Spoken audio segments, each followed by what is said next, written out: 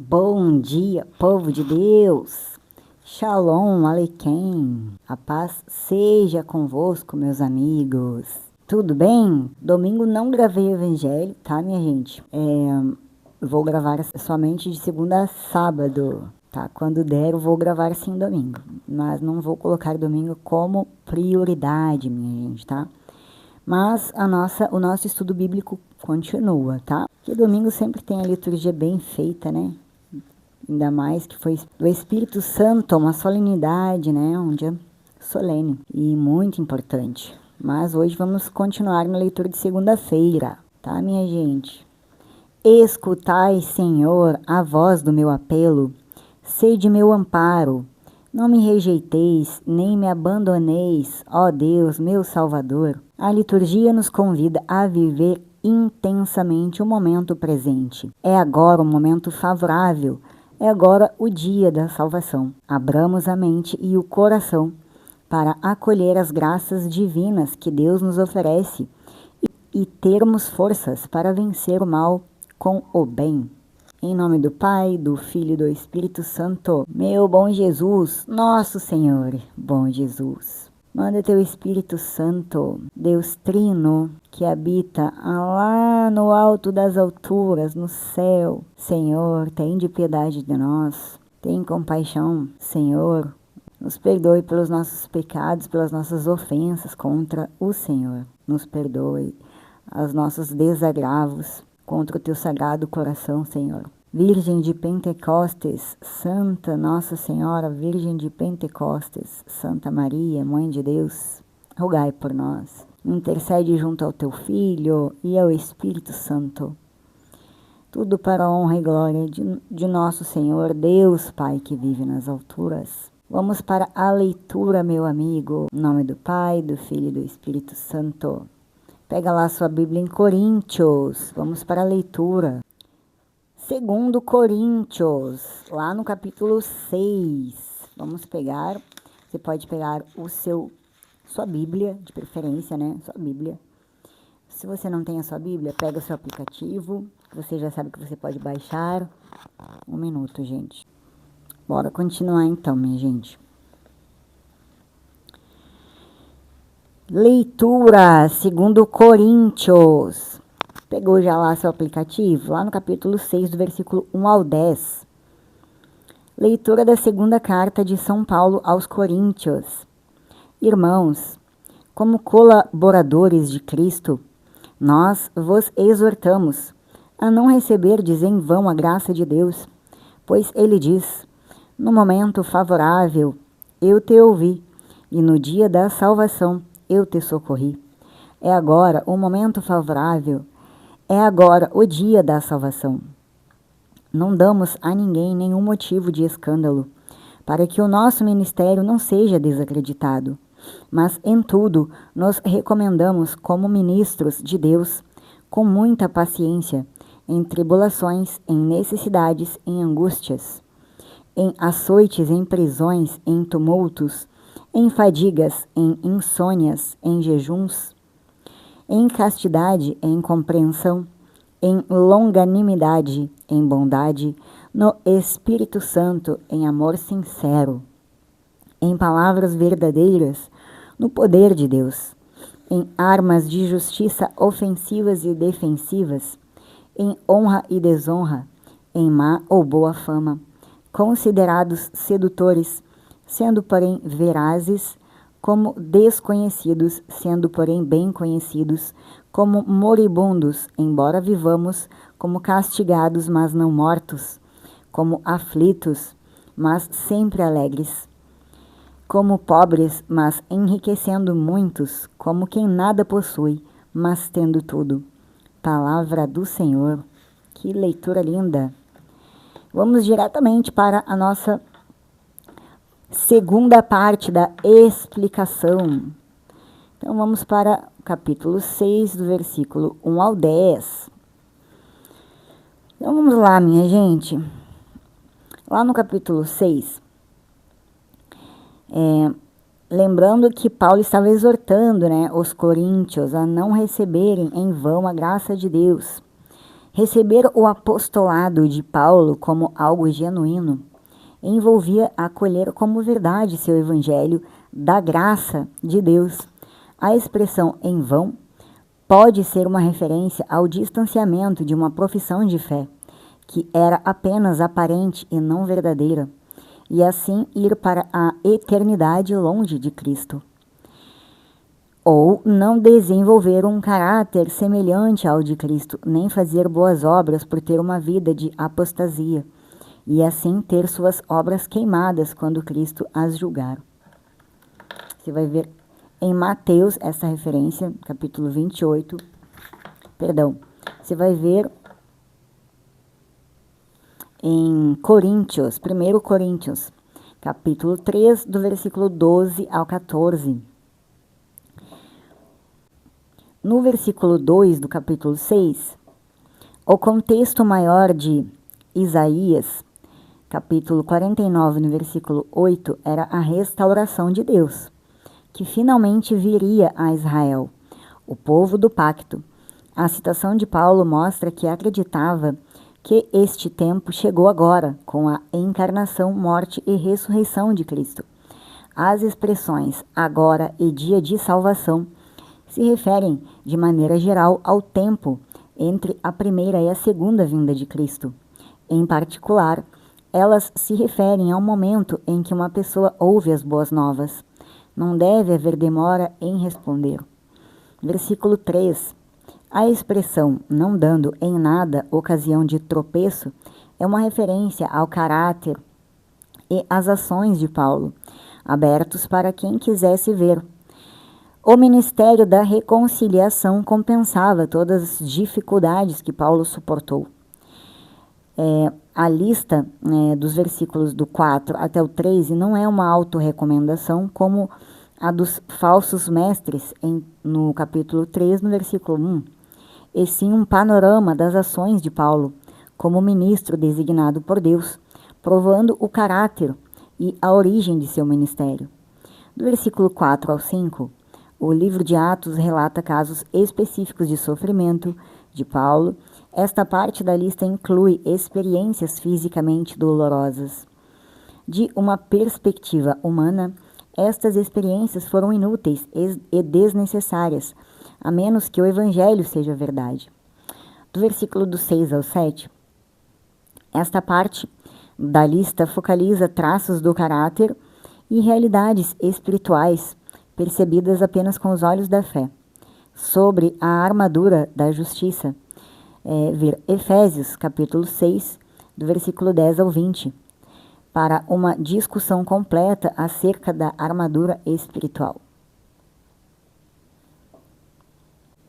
Lembrando que esta parte, tá, gente, são 10 versículos, então se eu for ler os 10 versículos, eu não demora muito no meu vídeo. Então, sempre que tem versículos e sempre que tiver versículos, acabou minha bateria, tá, gente? Agora que tá verde ali. Sempre que tiver versículos já pré-determinados na Bíblia, eu sempre vou indicar, você vai pesquisar aí no Google, tá, gente? Se você quiser se aprofundar mais ainda. Depois, lá no versículo do 8, nós lemos do 6 ao 7. Do 8 ao 10, estes versículos afirmam o paradoxo do verdadeiro ministério cristão, melhor do que quaisquer outros. Paulo registrou 9 contrastes entre a fragilidade humana e a evidência do poder de Deus. Esse sim nós vamos lá ver, tá, minha gente? Lá no capítulo 4, do versículo do 8 ao 9, primeiro, e depois do 4, do 17 ao 18. Então, lá no 4, do versículo do 8 ao 9, nós vamos ter, estes versículos contêm 4 pares de opostos. O primeiro elemento de cada par caracteriza a fragilidade humana, principalmente os seres humanos a serviço de Deus. O segundo elemento prova o poder de Deus. Depois, vamos para do 17 ao 18. Do 17 ao 18, esses versículos contêm 3 pares de opostos, que também contrastam os sofrimentos da fragilidade humana com as evidências do poder de Deus. Ver nota nos versículos do 8 ao 9. Vamos lá, ver a nota. Lá na nota do 8 ao 9, o sacrifício de Jesus é um padrão de ofertar ainda mais elevado. Cristo voluntariamente trocou toda a riqueza de sua divindade pela pobreza da encarnação. Então, minha gente, esta é a palavra da Bíblia. E agora nós vamos para aquela parte onde nós gravamos bem, tá? Para não esquecer nunca mais. Então, gente, esta parte aqui da Bíblia, segundo Coríntios, do 6, do 1 ao 10, Paulo exorta os coríntios a não receberem em vão a graça de Deus, enfatizando a importância de viverem de acordo com o Evangelho e a separação do mundo. Ele também descreve as dificuldades e sofrimentos que enfrentou como apóstolo, mas ressalta a alegria e a esperança que encontrou em Cristo, mostrando que a verdadeira riqueza não está em bens materiais, mas em um relacionamento com Deus. Em primeiro lugar, vimos que Paulo enfatizou muito a importância de não receber a graça de Deus em vão, pois agora é o tempo favorável e o dia da salvação. Ele usa a imagem de cooperadores de Deus para mostrar que a obra de Deus requer a participação humana. Com certeza, já falamos muito sobre isso, né, minha gente? Porque se ele não quisesse, se ele quisesse fazer tudo sozinho, ele não teria escolhido os 12 apóstolos, né, minha gente? E os 12 apóstolos são todo o exemplo que nós precisamos ter. Depois, os mártires, né? Então, vemos que, com certeza, o sacrifício, as dificuldades, as renúncias, o tamanho do seu amor é o tamanho da sua renúncia. O quanto que você está compelido, quanto você está disposto a renunciar da sua vida para se dedicar a nosso Senhor Jesus Cristo e a sua obra. Porque naquela época das igrejas primitivas, Paulo enfrentou muitas coisas que hoje provavelmente não vamos enfrentar. Ele principalmente também tinha, o Espírito Santo na fundação da igreja primitiva. O Espírito Santo era muito, muito proeminente, muito presente com o apóstolo Paulo, porque foi necessário, Porém, agora que as igrejas continuam se expandindo, e nós, como discipulado, devemos continuar levando a palavra de Deus, o apóstolo descreve as dificuldades e sofrimentos que ele e seus companheiros suportaram como servos de Deus, incluindo perseguições, tribulações e provações. No entanto, ele enfatiza que, apesar dessas adversidades, eles não se desviam de sua missão e continuam a pregar o Evangelho. Então, lá naquela época, com certeza, o que esperava, muitas vezes ele já falou, com muito choro e muita violência, passou por muitas dificuldades, perseguições mesmo. Então, gente, lá do versículo do 3 ao 10, ele descreveu que apesar das dificuldades e do sofrimento, ele e os companheiros dele suportavam todas as dificuldades, todas as perseguições, tribulações e provações. Como servos de Deus, eles suportavam tudo. Sem eles serem servos de Deus, minha gente, eles não conseguiriam suportar se eles não lutassem por uma causa que eles acreditavam que era verdadeira.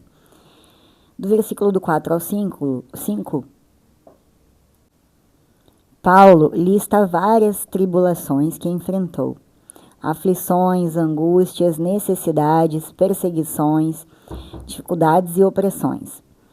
Do versículo 6 ao 7, ele menciona a pureza, o conhecimento, a longanimidade, a benignidade, o Espírito Santo, o amor não fingido, a palavra de verdade e o poder de Deus. Tudo isso para mostrar a força e a esperança que o Evangelho traz. Se ele menciona a pureza, o conhecimento, a longanimidade, a benignidade, o Espírito Santo, o amor não fingido, é porque ele está enfatizando a busca pela santidade, O que é essa busca pela santidade? É morrer tentando, minha gente, indo contra os próprios sentimentos e vontades da carne, no caso do mundo. Essa separação do homem do mundo é isso, é buscar a santidade, é sempre se envolver nas coisas de Deus, é ser um servo de Deus. Estar sempre, de preferência, com o coração puro em Cristo. Para quê? para que você possa conectar, né? Para que você possa ter do Espírito Santo esta abertura, esta busca pelo caminho correto, né? Porque o Espírito Santo ele vai te orientar, ele vai te indicar, ele vai te proteger, ele vai te guiar. No versículo 10, entristecidos, mas sempre alegres, pobres, mas enriquecendo a muitos, nada tendo, mas possuindo tudo, esta frase resume a paradoxal experiência cristã, onde a alegria e a riqueza verdadeira são encontradas na vida espiritual, apesar das dificuldades terrenas. Nada no mundo vai suprir o ser humano a não ser nosso Senhor Jesus Cristo e o seu Evangelho, né? Quando falamos de nosso Senhor Jesus Cristo, falamos dos seus ensinamentos, os ensinamentos que Paulo, o apóstolo Paulo, esses companheiros sofreram martírios, dificuldades, para poder colocar em prática, ensinar, transmitir, né, todo o ensinamento. Muitos estudiosos da escatologia afirmam, né, não podemos dizer que vai ser verdade ou não, mas quando iniciar as dores, né, as dores que nem uma mulher grávida dói, né, dói seu ventre, as dores do parto, também vai acontecer uma perseguição, né, vai acontecer mortes dos cristãos e muita coisa é falada, mas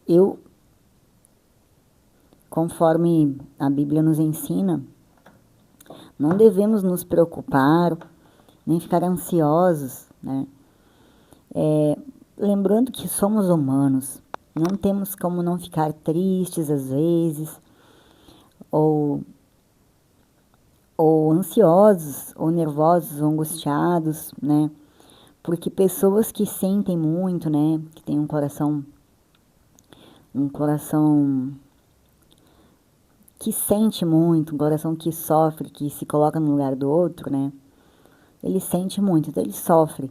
Então, todo aquele que ama muito, ele vai sentir, ele vai sofrer. Mas ele crê em Jesus, crê nas promessas de Jesus Cristo, né? E apesar de todos os pesares, ele mantém a sua alegria. Não vai sair por aí atirando fogos de artifício, logicamente, né? Se ele está passando por algum momento de dificuldade, de tristeza, de doença, com algum problema familiar, claro que ele vai ficar nervoso, ansioso por alguns motivos, né? Mas nunca ele vai perder a sua fé, nunca ele vai perder ele nunca vai perder a fé nas promessas de Jesus Cristo, né? Que neste mundo é uma passagem, neste mundo estamos temporariamente aqui, e sendo assim não podemos nos desviar, tentar continuar no máximo na graça de nosso Senhor Deus, fazendo o quê? Sempre indo na missa, sempre procurando buscar mais conhecimento através da Bíblia, buscando nos melhorarmos, principalmente o nosso interior, que acho que creio ser a maior dificuldade, né? Onde deixamos as nossas vontades de lado e não somos mais não somos mais guiados pelas nossas vontades, mas sim por aquilo que Jesus Cristo nos ensinou. Vamos para a segunda leitura, o Evangelho do dia. Vamos lá então, já está com a sua Bíblia aí na mão.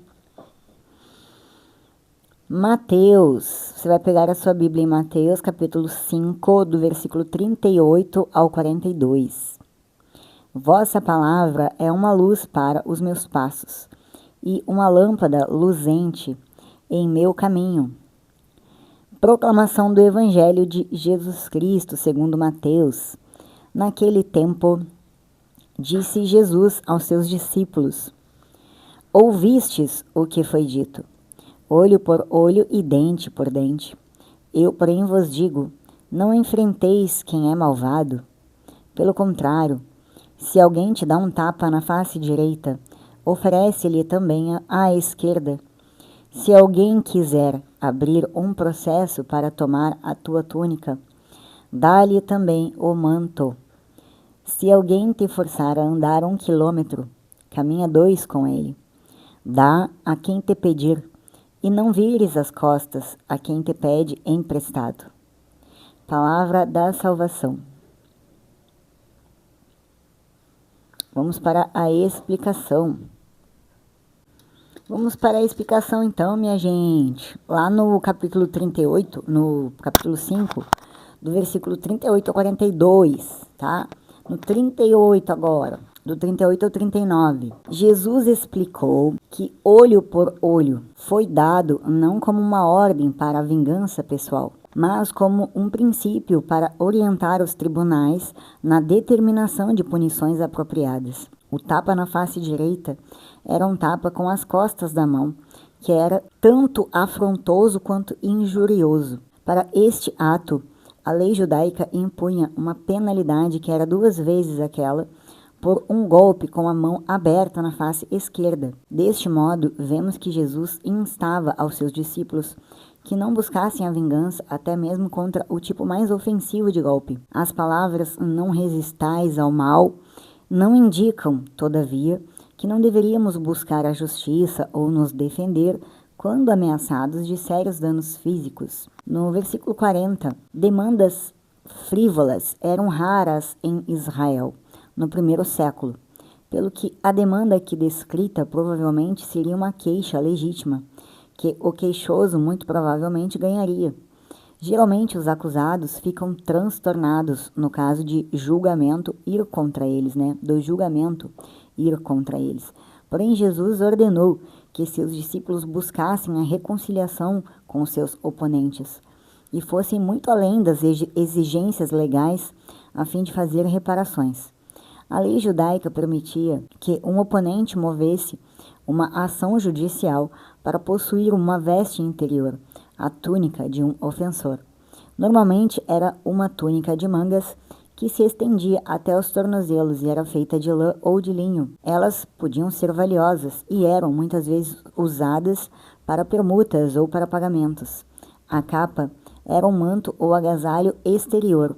Ela era a peça de roupa mais essencial, porquanto provia quentura e podia servir de cobertor para os pobres.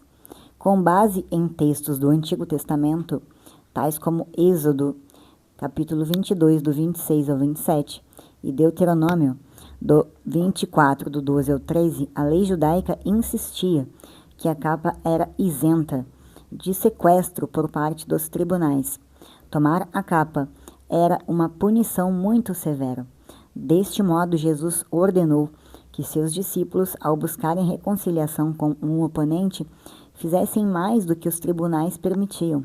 No versículo 41 do capítulo 5 de Mateus, Jesus provavelmente tinha em mente a prática muito ressentida da compulsão, na qual oficiais romanos podiam forçar seus vassalos a realizar tarefas servis, tais como transportar uma carga nas costas. Muitas vezes se diz que os soldados podiam legalmente constranger um vassalo a transportar uma carga, por apenas 1 milha antes de deixá-lo ir. Porém, nenhum texto remanescente estabelece essa lei. É mais provável que a compulsão fosse comumente limitada a 1 milha simplesmente por bom senso. As pessoas ficam cansadas após transportarem uma carga por 1 milha, e soldados que exigissem mais do que isso arriscavam nutrir perigoso ressentimento entre povos subjugados.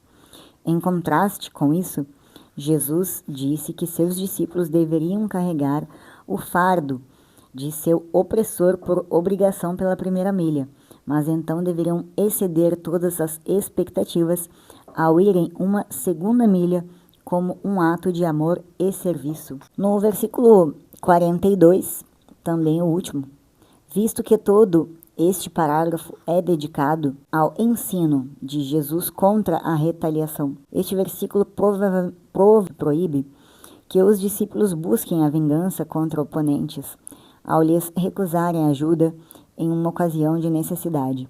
Ao oferecerem a um inimigo as coisas necessárias à vida, os discípulos podem restaurar relacionamentos rompidos. Você vai ver em Romanos, capítulo 12, do versículo 19 ao 21. As palavras amar ao seu próximo, né, amarás, aparecem em Levítico, do 19 ao 18, contudo a ordem odiarás o teu inimigo não aparece em nenhum lugar no Antigo Testamento. Evidentemente, alguns contemporâneos de Jesus argumentavam que a ordem para amar o próximo também implicava o oposto, que uma pessoa deveria odiar todo aquele que não fosse o seu próximo. Este é o versículo 43, vamos até o 42, porém, vamos para a explicação aquela que fica na nossa memória. Então, Jesus apresenta um desafio aos seus seguidores, não mais usar a lei de talião, olho por olho, dente por dente, mas ele propõe uma nova forma de encarar a justiça e a retaliação. Ele fala que não devemos, né, ter resistência ao mal, mas a uma resposta de amor e perdão, mesmo diante de ofensas e injustiças. Jesus começa com a lei de talião, um princípio de justiça retributiva comum na época, onde a punição deveria ser proporcional ao dano. Não temos mais isso, né, minha gente? Ele então diz, não resistais ao mal, mas se qualquer te bater na face direita, oferece-lhe também a outra. Isso significa não buscar retaliação imediata ou vingança, mas sim responder à agressão com não resistência, oferecendo a outra face para ser atingida. Aqui também, minha gente, trazendo para os dias atuais, hoje em dia não é assim que alguém vai bater no seu rosto ou vai te agredir. Mas quando alguém vier te ofender com palavras, né? Este versículo, capítulo 5, no versículo 39, também entra aquela explicação onde vira-se o rosto, né? Quando uma pessoa te ofende, te humilha, né? Com palavras, ou até te ferindo com um tapa no seu rosto, você deve sim virar o rosto e ir embora, não agredi-lo da mesma forma que ele está lhe agredindo. Você até vai tentar dialogar, mas quando você vê que não tem diálogo, você vai virar as costas e vai embora, tá? É neste sentido, você não vai se vingar, né? Depois no capítulo 40, no versículo 40, e se alguém quiser pleitear contigo e tirar-te a túnica, deixa-lhe também a capa. Essa passagem se refere a não resistir a um processo judicial que visa tirar algo de você, mas ir além e oferecer mais do que é pedido. Com certeza, tá? Isso depende muito do caso, né? Porque também diz na questão que você pode buscar sim a sua justiça dentro da lei que hoje vivemos, mesmo sendo ela em muitas perspectivas, né, injusta, né, com muitas lacunas. Mas se acaso alguém te colocar na justiça e você acha que isto é injusto, né, ofereça, mas também lembrando que nós estamos em 2025, né, então você deve sim acatar e buscar tudo conforme a lei é, hoje, atualmente. Mesmo que isso que isso lhe prejudique, né? Que não seja favorável, né? Não esteja a seu favor. Mesmo que você veja como uma injustiça. Não é o que Jesus ensina você a se livrar dessas questões que são terrenas, que são do mundo, né? Você precisa olhar as coisas de cima para baixo, como já falamos aqui. Da visão de nosso Senhor Jesus Cristo, da visão de nosso Senhor Deus, né? Nós precisamos entender que aqui nós estamos de passagem, não devemos nos apegar a raivas, a ódios, a rancores, né, a não perdoar, porque isso vai nos prejudicar. Não é um caminho sem volta, né? É um caminho quando você não perdoa, quando você fica mastigando, né, que você fica remoendo aquela raiva, é sinal que você precisa tirar isso de você, porque no momento da sua partida isso não vai ser bom para você, né? Sabemos que todo aquele que não perdoa vai infelizmente passar um bom tempo no purgatório. Em Mateus, no versículo 41, e se qualquer que te obrigar a caminhar 1 milha, vai com ele 2, aqui Jesus desafia a ceder aos pedidos e obrigações, indo além do que é exigido. Então, se você é filho, se você busca Jesus Cristo, você tem sede de conquistar o seu kitnet lá no céu, né? No complexo dos santos, com certeza, você vai compreender, né, minha gente, que se você tem essa noção e aquele teu irmão não tem essa noção, você vai entender que ele não tem essa noção dos ensinos de Jesus, mas você tem, né? Então você tem uma obrigação maior.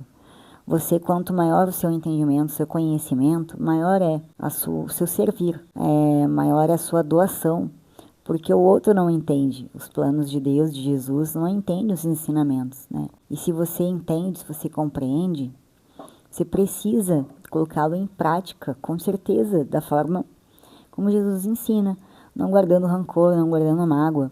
A vida continua. Você não deve levar nada daqui, de mágoas, de tristeza, de raivas, né? É isso que Jesus ensina. E hoje tudo é motivo de briga, né? Vemos, por exemplo, né, o Brasil é uma benção no sentido de tem tecnologia, tem tantas coisas do Brasil boas, né? Em relação, por exemplo, parece que o Brasil ele não conversa, né, com o intelecto moral, ele não conversa com o desenvolvimento tecnológico. A nossa tecnologia já é avançada, a nossa tecnologia hoje faz muitas vezes na comunicação, fora daqui, estamos em contato com o mundo todo, falamos tantas mensagens sobre Jesus, temos tanta facilidade hoje em dia em termos de conhecimento em todo o sentido de desenvolvimento moral e intelectual, mas não somos elevados moralmente, porque numa briga de trânsito, um mata o outro, uma briga de trânsito, um assalto, não tem mais aquele amor pelo próximo. Às vezes, por pouco mais de nada, acabamos nos ferindo gravemente, nos magoando, tanto em palavras, quanto ações, quanto gestos. E esta é uma verdade, né, minha gente? Oremos para que nosso Brasil também evolua, no sentido moral, não só no sentido de tecnologia, né? No sentido do nosso Brasil ter tanta coisa boa, ter tantas pessoas também, e também tem religiosidade, tem espiritualidade, mas não temos essa moral tão elevada ao ponto de ignorarmos essas ofensas tão frívolas, né, que temos no nosso dia a dia, muitas vezes, né, por nada, por pouco mais de nada, de Satanás, né? Inveja, orgulho, vaidade, né? É o que nos leva para no buraco, né? Às vezes o nosso orgulho em não calar, em tentar. Uma coisa é você tentar dialogar e aí você não dá certo, você vai embora. Outra coisa é você forçar um diálogo e dali sair uma violência. Antes que saia uma violência, você sai de perto, né? Você, quando está sendo no trânsito, muitas vezes provocado, quem que nunca foi provocado, principalmente no Rio de Janeiro, né? Tanto carro quanto moto atrás e realmente assim, forçando, parece que é um trem ruim mesmo que tá ali te perturbando para você cair, tá? Não caia, porque sim, com certeza, até usa as características, né? E ali está um demônio, assim, não uma pessoa. Lá depois, no versículo do 5, no 42, né? No versículo 42 do capítulo 5, dá a quem te pedir e não voltes as costas a quem quiser que lhe emprestes. Incentiva a generosidade e a prontidão para ajudar, mesmo que isso signifique abrir mão de seus próprios recursos. Com certeza, você sempre vai se esforçar. Você que ama Jesus Cristo, você sempre vai se esforçar ao máximo. O ensinamento de Jesus em Mateus não significa que ele aprova o mal ou a injustiça. Ele, na verdade, propõe uma mudança radical na forma de encarar as situações, buscando a justiça divina ao invés da vingança humana. Por que Jesus ensina isso, minha gente, tá? Porque ele sabe que quanto mais seu coração for puro, como já lemos na primeira leitura, mais você tem a probabilidade de conquistar o seu kitnet, né? E você buscando aqui vingança, né, justiça com as suas próprias mãos, você se apegando nessas coisas, sentindo raiva, ódio, rancor, você não consegue, né? Você não consegue chegar perto de Jesus Cristo, muito menos do reino dos céus, né? Rejeição à vingança, Jesus ensina a não revidar o mal com mais mal, mas a confiar na justiça de Deus e a buscar a paz. Com certeza, porque Jesus é o príncipe da paz, né? Você sempre vai, através da sua fé, buscar, sim, aquilo que Deus te ensina, que Deus te orienta, que o Espírito Santo te orienta. Se isso vai trazer confusão e injustiça para você, você aceite, né? E entregue nas mãos do Pai o melhor, né? Aquilo que às vezes você pensa que não é o melhor. Mas quem só pode saber é Deus. Então aqui você sabe, você já sabe quando acontecer de você ser injustiçado, né? Em relação à justiça humana. Você não devolva, você busque a paz, né? O amor ao próximo, incluindo o inimigo, oferecer a outra face e ir além do que é exigido, demonstra um amor que transcende a retaliação, buscando o bem do outro, mesmo que ele seja considerado um inimigo. É como falamos antes, às vezes, minha gente, tá? Aquela outra pessoa, às vezes, também até tem o conhecimento, né, do evangelho, mas não o aplica. E há um mar de distância entre conhecer o evangelho e aplicar a lei de Deus, né? Obedecer, aplicar as normas, né? Então, quando você compreende nosso Senhor Jesus Cristo, você entende que o outro muitas vezes está enganado. E se você é contra a lei de Deus, que aqui ensina que você não deve responder com orgulho ou violência, você deve simplesmente virar as suas costas, né? E reconhecer que você espera a justiça em Deus, você vai ter a justiça em Deus. E vai ter um momento que você vai ver o quão frívolo, esse assunto, o que você passou, o que você viveu, era inútil na visão de Deus, de nosso Senhor Jesus Cristo. Perfeição no amor. Jesus busca a perfeição no amor que vai além da justiça retributiva, buscando a restauração e a reconciliação. Ao seguir esses ensinamentos, os cristãos são chamados a viver de forma diferente, buscando a paz, o amor e a justiça divina em todas as situações, mesmo quando confrontados com o mal. O verdadeiro seguidor de Jesus, ele não retribui o mal com o mal, mas retribui o mal com o bem, assim como Jesus o fez. A boa notícia do Evangelho é que podemos nos arrepender pelas vezes em que retribuímos o mal com o mal e descansar pelos momentos em que retribuímos o mal com o bem. É muito melhor é muito melhor ser ferido do que ferir, ser humilhado do que humilhar. É muito melhor que nós sejamos os ofendidos, os humilhados, que nós sejamos os que serão injustiçados do que aqueles que fazem a injustiça. Porque não há mal maior depois que o arrependimento, que a dor, que esse arrependimento vai ir com você para sempre, até o seu túmulo, né? Por mais que se você ama Jesus Cristo, você vai se arrepender, isso vai demorar a sair do seu coração, da sua vida, né?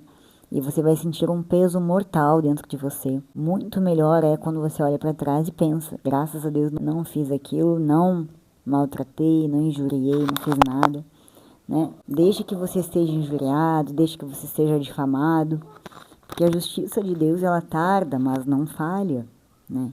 Nós aqui nesta vida somos passageiros e a nossa vida real é a vida espiritual, né? E sabemos que existe depois um pós, né? Um pós e é individual, é o seu tete a tete com o nosso Senhor Jesus Cristo, quando Ele vai te perguntar, isso se você chegar lá, se você não ficar no purgatório anos a fio, né? Minha gente, esta é a leitura de segunda-feira, lembrando que dia de finados, você vai rezar, você vai lá na igreja, você vai orar pelos finados, você vai converter algum? Não. Mas a sua oração faz efeito sim. Então você vai orar por aquele que ninguém ora, vai orar por aquele que faz muito tempo que não recebe nenhuma oração, tá? Pense em todos aqueles que já passaram pela sua vida. Peça que Jesus possa interceder junto ao Pai, né? Por esses irmãos que estão no purgatório. Bendito o nome do Senhor, Deus Altíssimo, Deus Santo, Deus Pai, a Trindade, o Espírito Santo, Deus Uno, Deus Trino, Virgem Santíssima, rogai por nós. Arcanjo Miguel, defendei-nos no combate, nos livre das ciladas do demônio. Arcanjo Miguel, sempre esteja conosco. Obrigada pela sua companhia. Muito obrigada por tudo. Nosso anjo da guarda, a todos os anjos e todos os santos. Amém. Em nome do Pai, do Filho e do Espírito Santo. Que Deus esteja convosco. A paz seja convosco.